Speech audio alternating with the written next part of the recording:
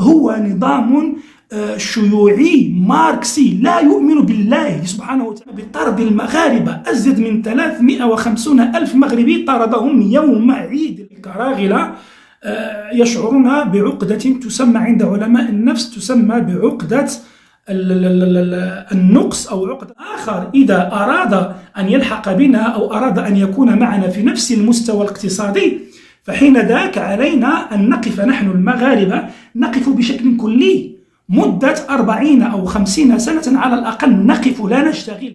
متابعينا الكرام، السلام عليكم ورحمة الله تعالى وبركاته. بداية عيدكم مبارك سعيد، يتعاد علينا وعليكم إن شاء الله بالخير واليمن والبركات.